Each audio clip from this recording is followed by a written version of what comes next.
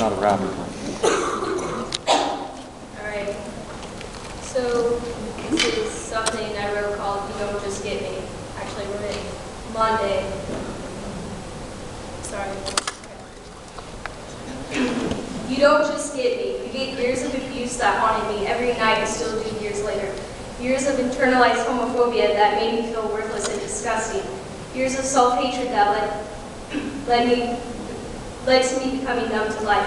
You get a person who saw themselves as damaged goods for 10 years of their life. You don't just get me. You get someone scarred and always bruised in the weirdest places, someone full of flaws, someone whose right leg is shorter than their left. You get a person who won't ever be perfect and doesn't want to be perfect.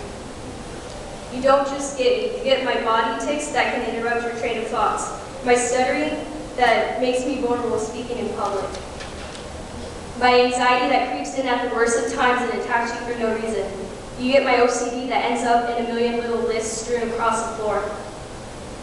You don't just get me. You get my eye wrinkles, my laugh lines, some of which fall into the dimple on my left cheek, my snores whenever I truly laugh. You get the smiles that are only genuine when they showcase the ptosis in my right eye.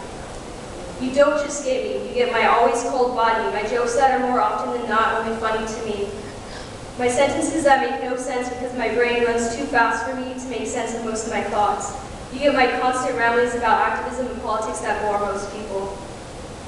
You don't just get me. You get a mixed CD aficionado, a paint splattered arts and crafter, a picky cook who creates meals but never writes down a single recipe.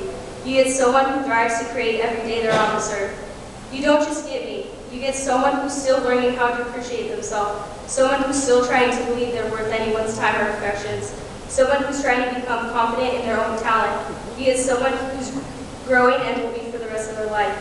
You get someone who will never be perfect. You get someone who's okay with that.